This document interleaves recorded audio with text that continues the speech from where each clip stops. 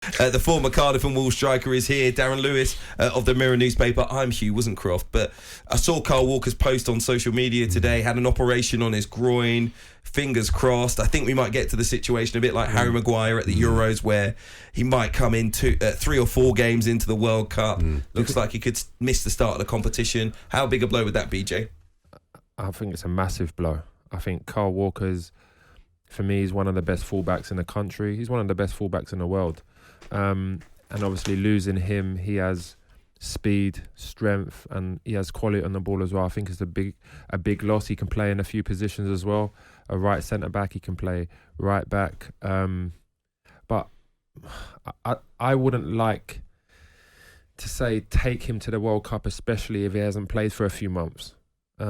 We've seen it before where players go to the World Cup, they don't have the match fitness, and they get there and then they don't perform. I think it's important, and Gareth Southgate said it himself, I'm bringing players into the squad that are on form.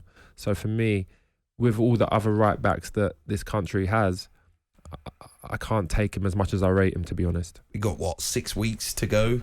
What do you think, Darren Lewis? How big a blow would it be for England if Kyle Walker's injured? I think Jay's right. I think he's a wonderful player. We know what he does. I was at the game at the weekend and he was tackled. He went into the directional microphone just in front of the dugout. He slammed the floor in frustration straight away.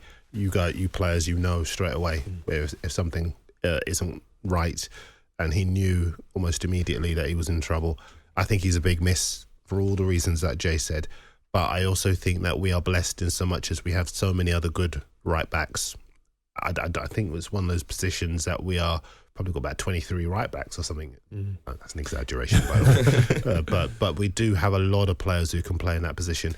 And I think as a country, listen, I remember in almost 10, 12, 15 years ago where we would sort of talk about where the players were coming through after the golden generation, and a lot of work's being done by a lot of clubs, academies to bring players through. I don't think they get enough credit, the people who work in these academies, to bring the players through that are good enough to play at national level. And now we have possibly the best attacking group of players we've had for a long, long time, including the England captain. And I just think that we need to be playing an attack-minded style of play rather than a defensive safety first style of play. And if we can do that, I would take Trent all day long.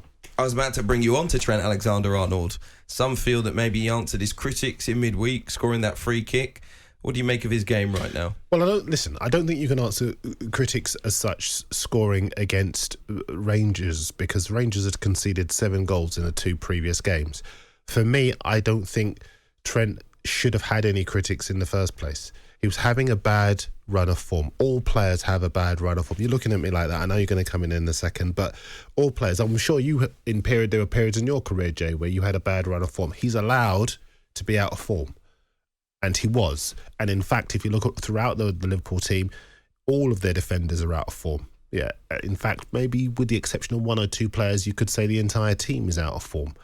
But I think as far as Trent is concerned, you look at his record, you look at his consistency, you don't achieve what he's achieved in the game without being a wonderful player. And I think as far as he's concerned, everybody's thinking about what he can't do. And maybe that's in the English psyche. And I'm seeing analysis of him, and, I look at what England's done before Gareth Southgate came in, and it wasn't very much. And Gareth Southgate's come in, and he's known that England at the World Cup and the Euros have had defensive limitations. But since then, the players that have gone on to win things, express themselves, we have the capability to go out and hurt players, but we play in a safety first way. That's why people go to Wembley and they're frustrated. That's why people watch on the TV and they're frustrated, because we have attacking players. We see it week in, week out, and then they go to their national teams and they play safety first football. Darren, I think no one's debating that Trent is an outstanding player. No one's debating that. He's a fantastic player. Sorry. He's not speaking to the microphone. I don't come on often enough. I forgot.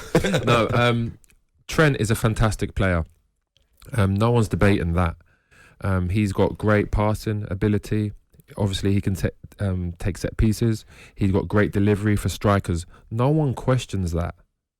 I believe he should be in the England squad. But I think that people like Reece James, is, I would say Trent just pips him attacking wise, but defensively Reece James is better than him. Okay. So in You're my allowed to opinion, have that opinion. yeah. So for me, in my opinion, he's the guy that should be starting for England. It's one of those. I tend to agree with you, Jay. I've got to say, I think Reece James. It is about his defence. I know people will say, "Well, Trent gives you so much going forward." He does.